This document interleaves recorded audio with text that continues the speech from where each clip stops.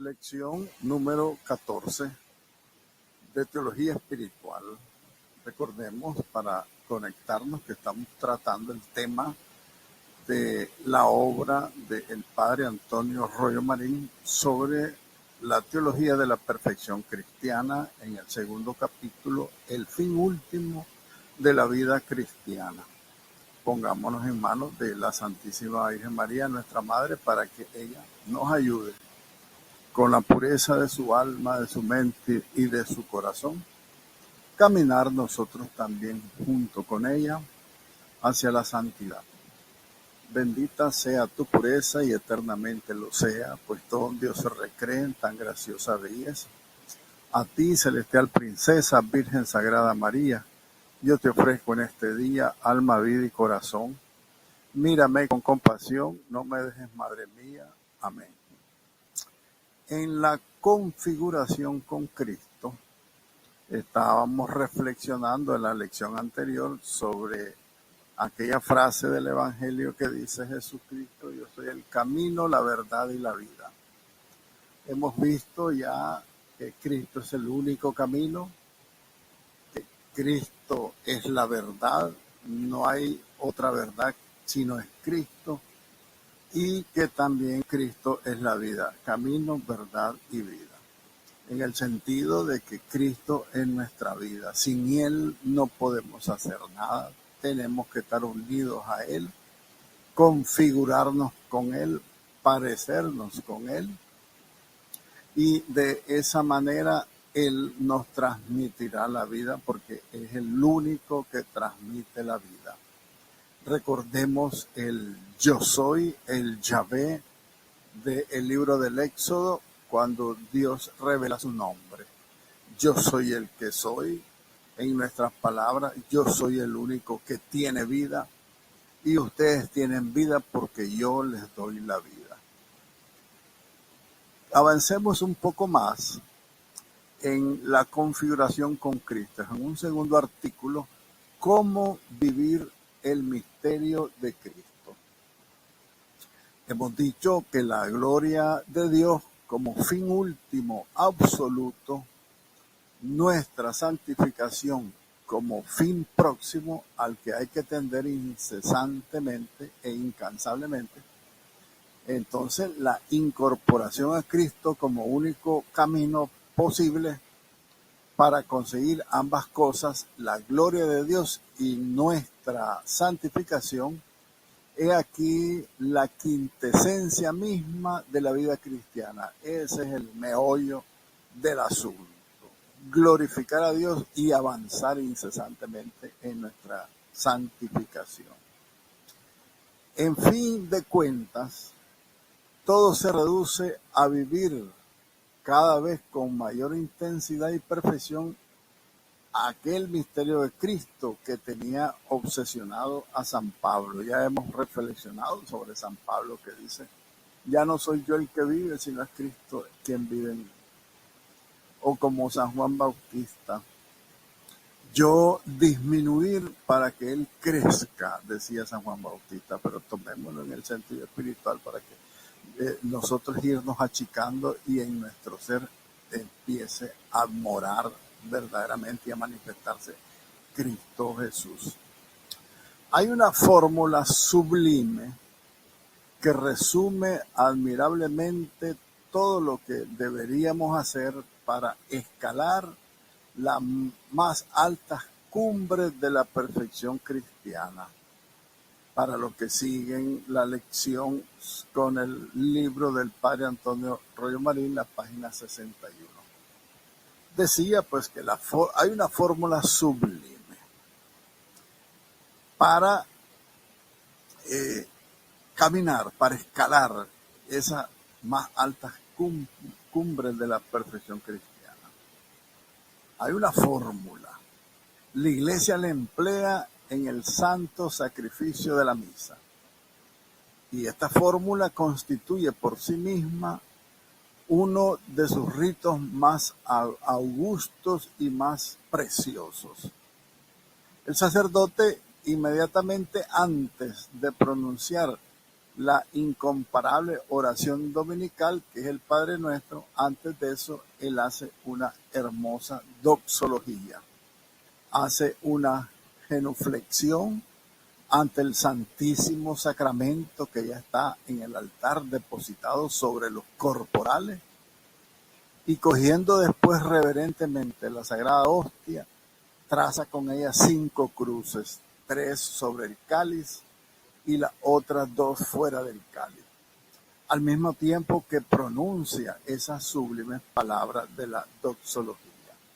Per ipsum et cum ipsum et in ipsum et tibi Deus Patri omnipotenti in unitate Spiritus Sancti omnia honor et gloria.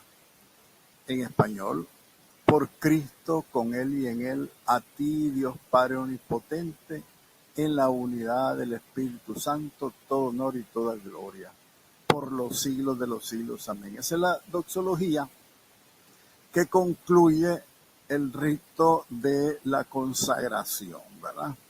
Del prefacio de la misa. Ahora, viendo esta breve fórmula doxológica, reflexionémosla y vamos a ver que es la forma efectiva, que es la esencia misma de la vida cristiana y que es el único camino para llegar a la santidad. Por Cristo, con Él y en Él. Aparte de que es una alabanza de adoración infinita para Dios, también es una tarea, es un camino que nos propone la misma iglesia, que nos propone la misma liturgia para llegar a las más altas cumbres de la santidad. La idea general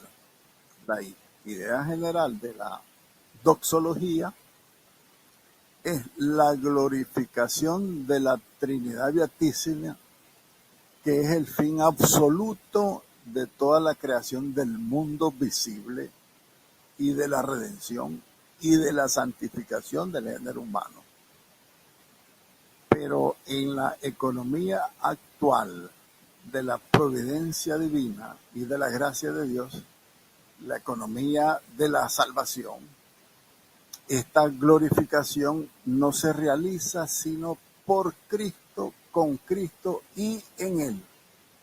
De manera que todo lo que pudiera intentar el hombre para glorificar a Dios fuera de Cristo estaría completamente fuera del camino propuesto y sería completamente inepto para lograr esa finalidad el hombre que está desligado totalmente de Cristo. Tiene que ser la glorificación de Dios por Cristo, con Cristo y en Cristo. Entonces, esto significa que todo se reduce a incorporarse cada vez más a Cristo para hacerlo todo por Él, todo con Él y todo en Él, bajo el impulso del Espíritu Santo para gloria del Padre. Esta es toda la vida cristiana, totalmente, absolutamente todo. Reflexionemos la doxología por Cristo. Cristo es el único camino, ya lo decíamos con San Juan. Nadie puede ir al Padre sino por Él, ya que solo Él conoce al Padre y aquel a quien Él quisiera revelárselo. De manera que la preocupación fundamental, y casi podríamos decir la única preocupación del cristiano que quiere santificarse, no ha de ser otra preocupación que la de incorporarse cada vez más intensamente a Cristo, para hacerlo todo, toda tu vida, hacerla toda por Cristo. Es preciso que desaparezcamos nosotros, como decía Juan Bautista, o mejor dicho, para quitar a la frase todo el resabio panteísta que nosotros no somos Dios. Acuérdese que el panteísmo significa que todos somos dioses. Entonces, para quitar ese criterio de que somos dioses, ¿verdad? Nosotros es preciso que nos incorporemos de tal manera a Cristo y que incorporemos a Cristo todas nuestras buenas obras, que no nos atrevamos a presentar ante el Padre una sola de ellas, sino por Cristo, a través de Cristo y por medio de Cristo. Y esto complacerá al Eterno Padre de una forma infinita y le dará una gloria inmensa que nadie se la da, solamente el Hijo. Esto completaría entonces, complacería al Padre de una manera real. Y no tiene más que un solo amor, una sola obsesión eterna, que su Hijo Jesucristo lo ama con amor eterno. Y si es lícito decirlo así, su verbo, ¿verdad? Su palabra, su Hijo unigénito. Entonces, nada le interesa a Dios Padre fuera de Él. Por eso es que Cristo quiso que nos uniéramos a Él para que nuestra oración, nuestra adoración, nuestra alabanza y nuestra glorificación a Dios tenga fruto, porque lo hacemos a través de Cristo, con Cristo y por Cristo. Y si nos ama infinitamente a nosotros, es porque nosotros amamos a Cristo y hemos creído que ha salido de Dios y nos hemos insertado por el bautismo profundamente en su vida de Cristo, su vida de Dios. Y esto absolutamente por nada más, porque nos hemos incorporado totalmente a su Hijo Jesucristo, por eso Él nos ama a todos infinitamente, recordémoslo.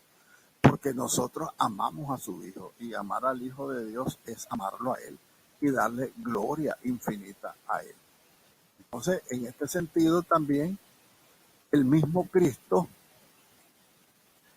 ipse ibin pater amat vos, quia vos me amaste es increditis.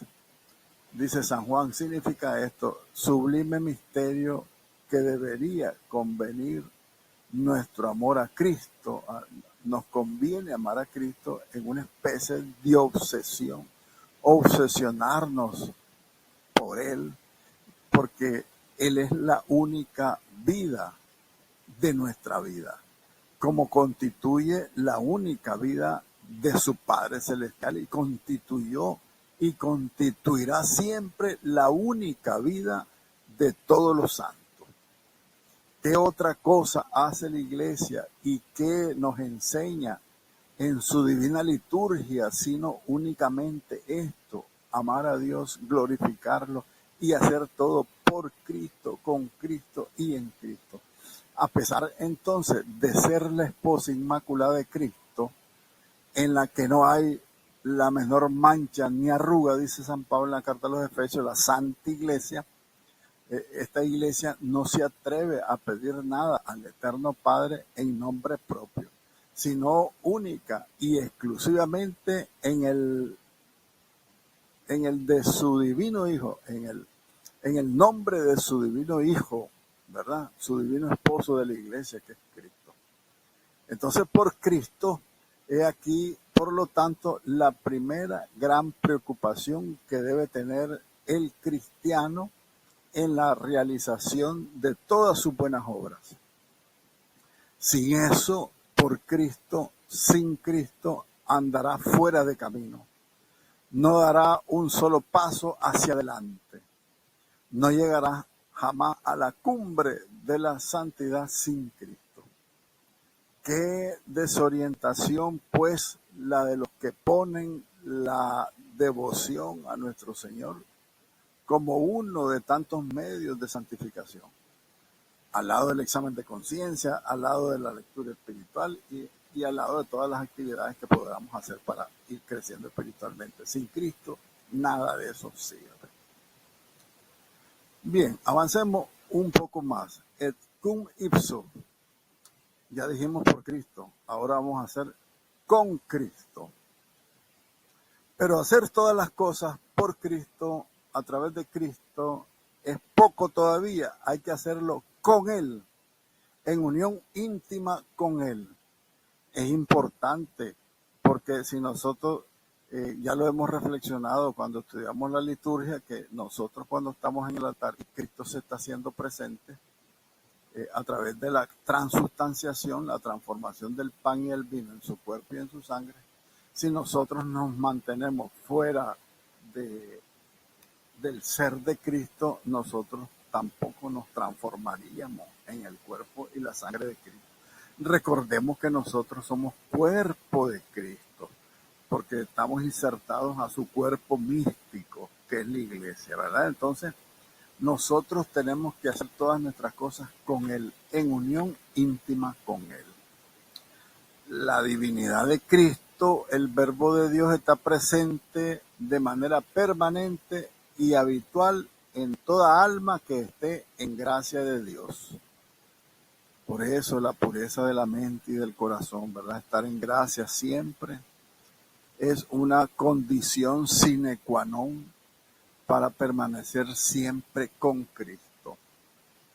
Porque el Verbo de Dios está presente en la alma que está en gracia de Dios, el alma que no tiene pecado.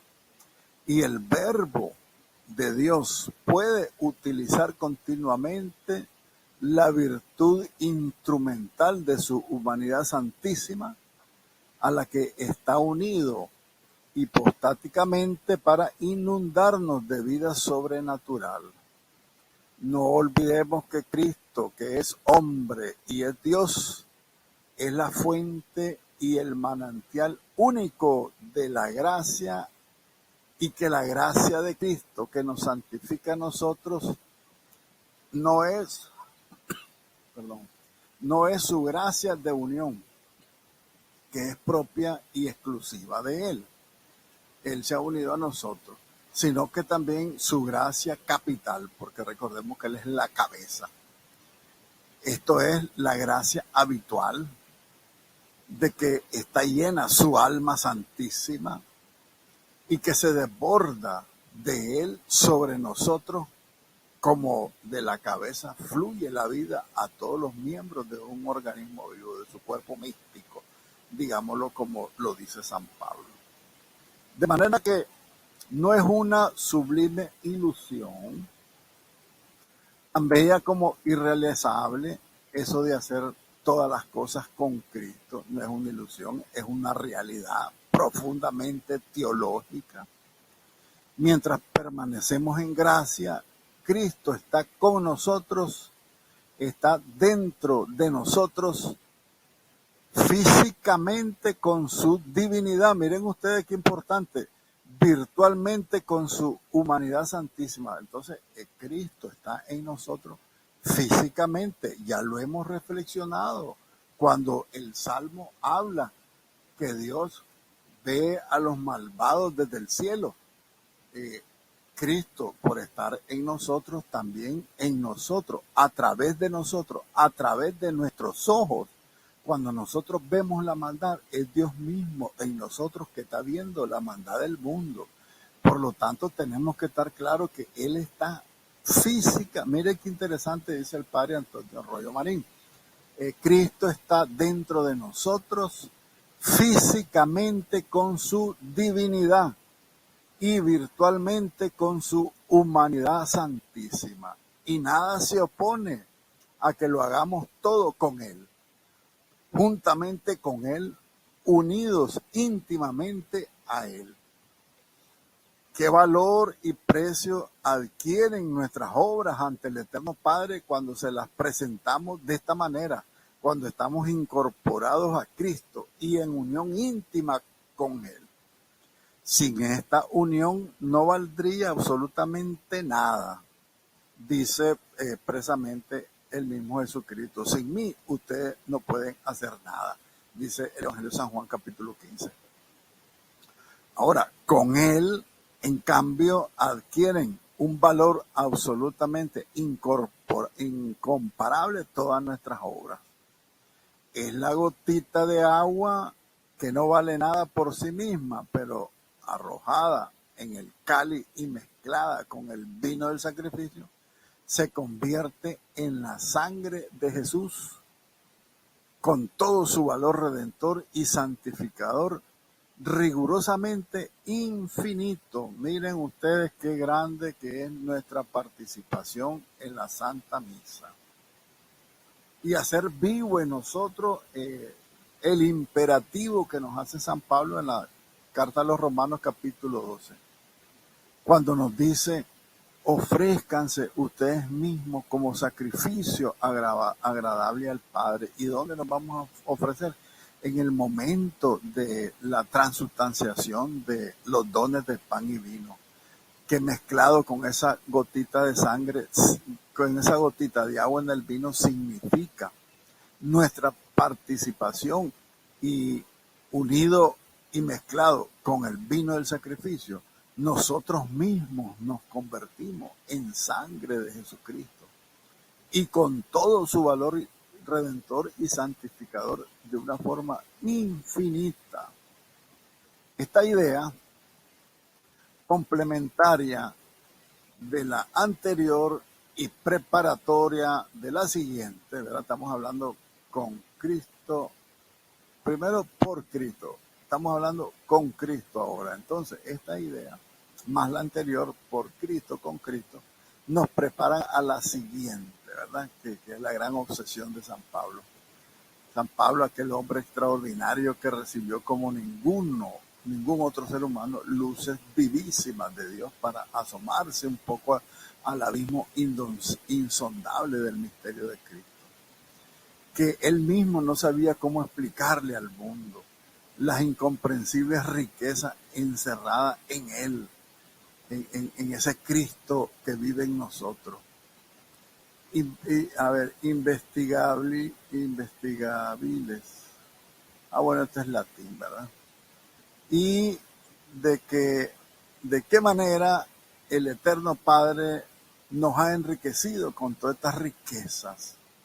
Jesucristo, siendo rico, se hizo pobre por amor nuestro, para que nosotros fuéramos ricos por su pobreza, hasta llenarnos de Cristo, de la misma plenitud de Dios, y estemos llenos de Él, para que seamos llenos de toda la plenitud de Dios, dice San Pablo.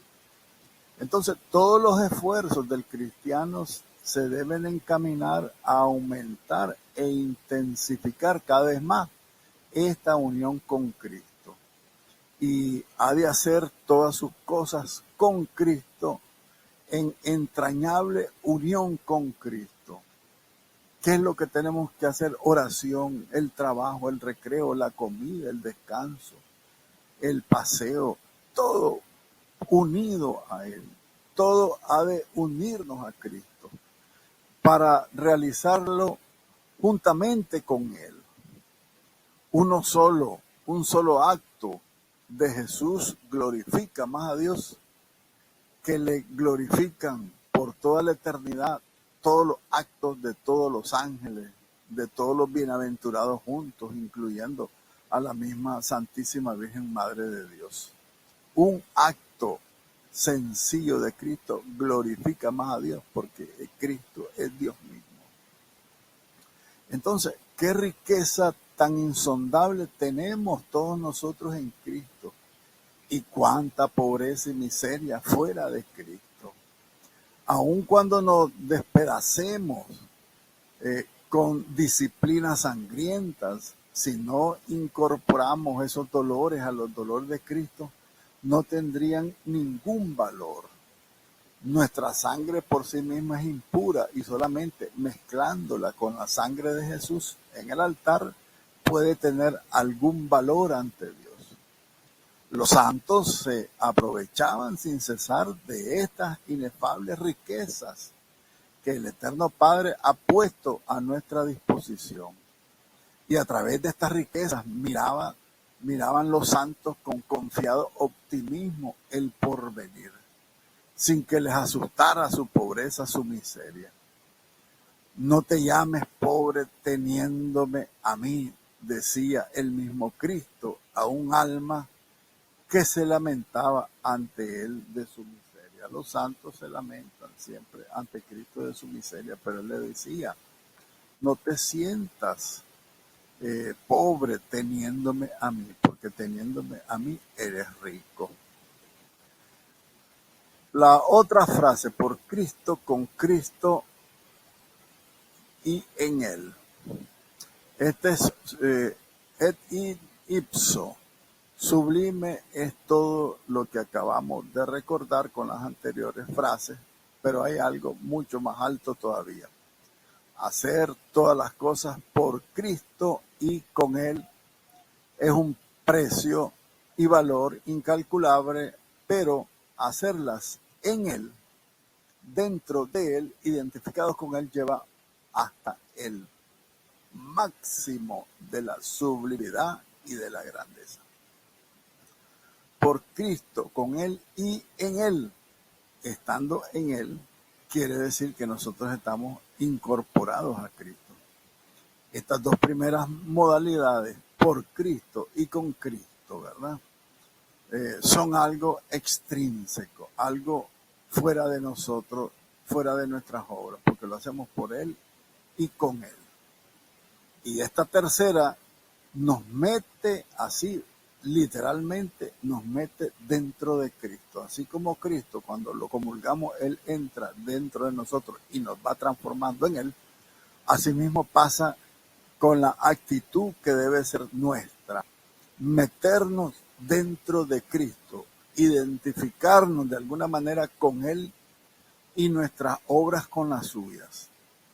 Es un tema sublime que es necesario tratar con toda serenidad y exactitud para no deformarlo, para no rebajándolo de nivel y no desbordarlo cayendo en el lamentable extravío. O sea, no nos podemos extraviar si nos insertamos en Cristo. Y estamos insertados por el bautismo, estamos insertados en su muerte. Entonces, para vislumbrar un poco, siquiera sea desde muy lejos, este misterio inefable, es necesario recordar las líneas generales de nuestra incorporación a Cristo como cabeza de su cuerpo místico.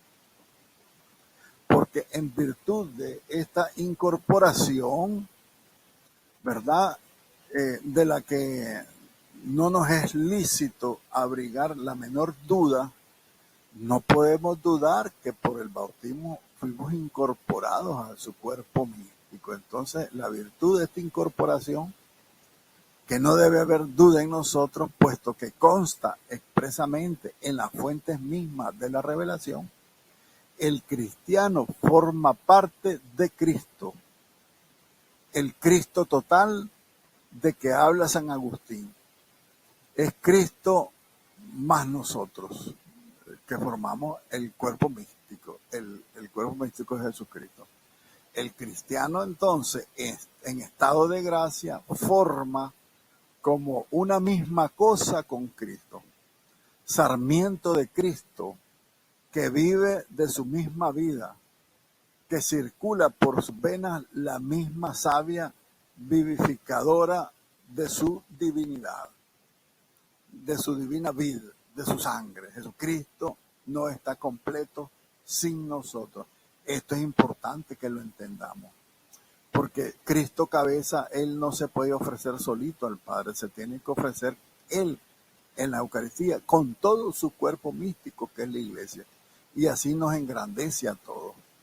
Cristo entonces no está completo sin nosotros, no alcanza su plenitud de Cristo total si no somos uno con Él, incorporados a Él, somos parte integrante de su unidad total. Y se dice, el cristiano es otro Cristo y nada más verdadero que esto. Pero es preciso no equivocarnos. Otro Cristo no significa aquí que sea diferente a nosotros. No somos otro Cristo diferente al Cristo verdadero, porque nosotros somos y estamos destinados a ser el Cristo único que existe. Cristo facti sumum, según dice San Agustín. No hemos de hacernos una cosa distinta de Él. Hemos de convertirnos en Él. Nosotros somos el Cristo. Por eso también decía el mismo Evangelio que cuando nosotros atendemos a un enfermo, a un prójimo, a un miserable, es al mismo Cristo que estamos atendiendo, por ese mismo sentido, porque todos somos el cuerpo de Cristo. Y el cuerpo de Cristo sufrientes son los enfermos y los que sufren, los perseguidos, los marginados. Es el mismo Cristo al que estamos nosotros unidos sustancialmente, físicamente, como dice el texto. Entonces, teniendo en cuenta esta divina realidad, se comprenden menos mal aquellas misteriosas expresiones que dice San Pablo y del Evangelio. Nuestros sufrimientos completan lo que falta a su pasión, decía San Pablo a los Colosenses. Él es el que combate en nosotros y Él es el que triunfa en nosotros. Entonces, cuando nosotros sufrimos, es Cristo mismo el que sufre. Por eso la expresión de San Pablo, ¿verdad? Completen mi cuerpo, porque mi cuerpo también es cuerpo de Cristo. Y Cristo quiere seguir padeciendo hasta el fin del mundo para redimirnos a todos. Cuando se nos persigue a nosotros, se le persigue a Cristo, dice los Hechos de los Apóstoles. Saulo, Saulo, ¿por qué me persigues? Porque cuando persigues a estos, mis hermanos, a mí me persigues. El menor servicio que se nos preste y lo aceptemos y sea recompensa, como si se lo hicieran a él mismo Cristo, eso tiene un gran valor, como dice el Evangelio de San Mateo, capítulo 25, en primer lugar. Lo que hiciste a uno de estos mis hermanos, a mí me lo hiciste. Por eso hay una recompensa al menor de los servicios que le hagamos y que le prestemos a cada uno de sus miembros que sufren. Ahora bien, el último y supremo anhelo de Cristo en la noche de la cena de Pascua es que seamos uno con Él. El capítulo 17 del Evangelio de San Juan lo dirá en la oración sacerdotal: Padre, que todos sean uno, como tú y yo somos una sola y misma cosa. Ese es el gran anhelo, el anhelo supremo de Cristo en esa noche de la última cena.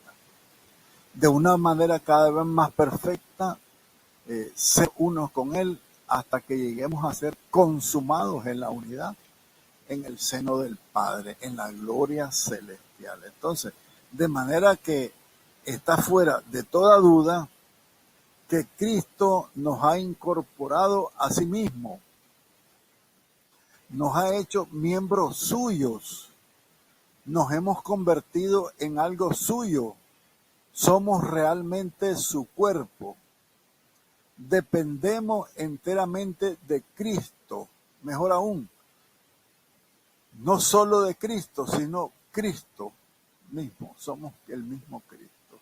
San Agustín no vacila cuando afirma que, aquí lo dice en latín, ¿verdad?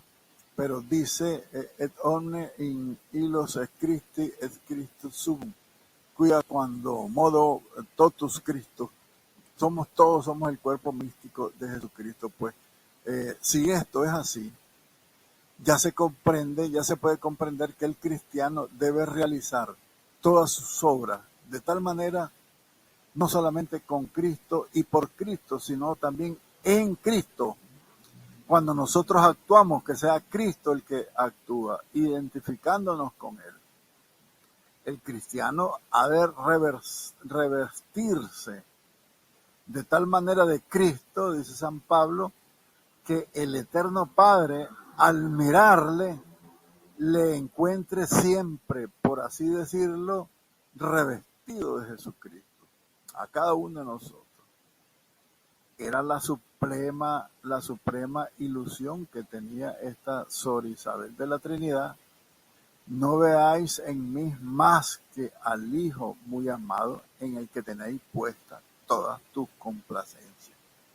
Y para llegar a este sublime resultado, le había pedido a Cristo que la sustituyera y al Espíritu Santo que realizara en su alma como una nueva encarnación del Verbo, a fin de convertirse para él en una nueva humanidad sobreañadida, en la cual renueve todo su misterio.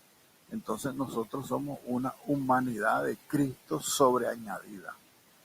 Y dice sobreañadida porque él tiene su propio cuerpo, ¿verdad? Su propio cuerpo natural, humano.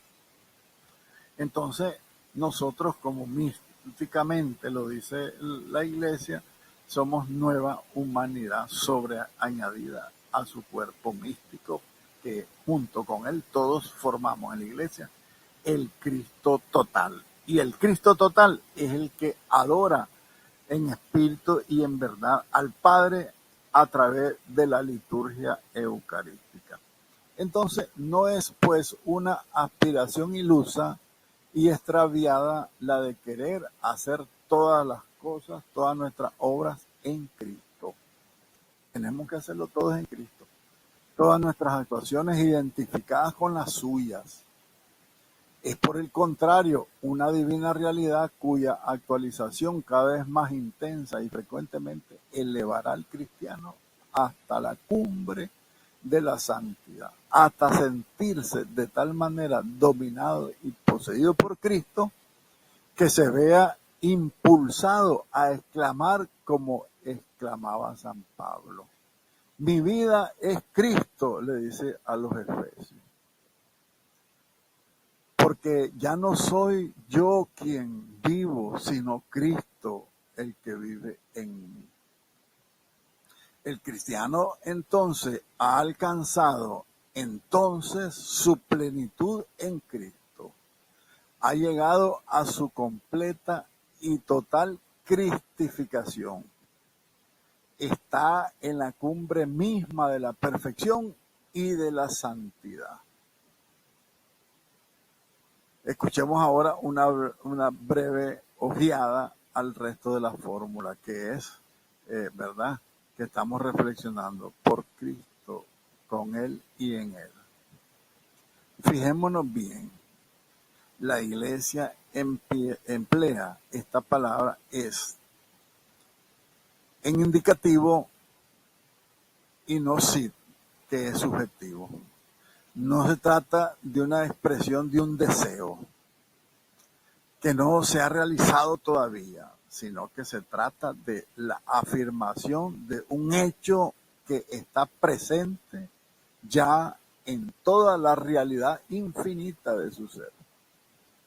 En estos momentos, cuando la Iglesia está reunida en torno al altar de Dios para ofrecer el cuerpo del Señor, que sobre él descansa, Dios recibe efectivamente toda gloria y toda honra.